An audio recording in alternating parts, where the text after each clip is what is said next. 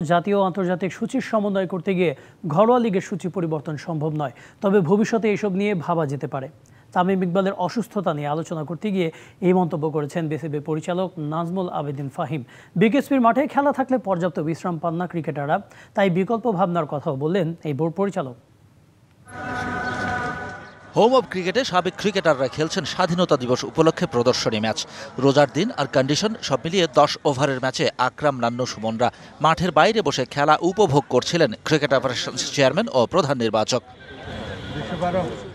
সম্প্রতি বিকেএসপিতে খেলতে গিয়ে তামিম ইকবালের অসুস্থ হওয়ায় প্রশ্ন উঠেছে ডিপিএল সূচি নিয়ে। তাতানো রোদ আর রোজার ভাবনায় 1 মাস পিছিয়ে ডিপিএল আয়োজন করা যেত কিনা সেই প্রশ্নের মুখোমুখি ক্রিকেট অপারেশনস চেয়ারম্যান। ইন্টারন্যাশনাল ক্রিকেটের সাথে আমরা মানিয়ে চলতে পারবো না, কিন্তু এমন হতে পারে তখনই আমাদের ইন্টারন্যাশনাল ক্রিকেট থাকবে, এমন হতে পারে তার পরপরই হয়তো আমাদের ইন্টারন্যাশনাল অ্যাসাইনমেন্ট থাকবে, তাহলে আমরা কী করবো? সো ওইসব কথা যদি আমরা ভাবি তখন দেখবো যে না, খেলাটা বন্ধ করা যাবে না। খেলা যদি আমরা বন্ধ করি, যে 7 দিনের জন্য খেলা বন্ধ করে দিই, সেটা আমাদের ওভারঅল পারফরমেন্সে একটা নেতিবাচক প্রভাব ফেলবে। না, ভেবে তো দেখা যাবেই, কিন্তু ভাবতে গেলে আমার মনে হয় এই ব্যাপারগুলো আসবে। শুধু রোজা কিংবা তাপমাত্রার বিষয়ই নয়, বিসিবি ভাবছে বিকেএসপির মাঠে ম্যাচ নিয়েও। ভোর হওয়ার আগেই দৌড়ে যেতে হয় সাভারে, আর ম্যাচ শেষে জ্যাম ঠেলে ফিরতে হয় রাত করে, যার ফলে পর্যাপ্ত বিশ্রাম নেওয়া হয় না ক্রিকেটারদের। জীবনের সব আয়োজন এখানে একসাথে।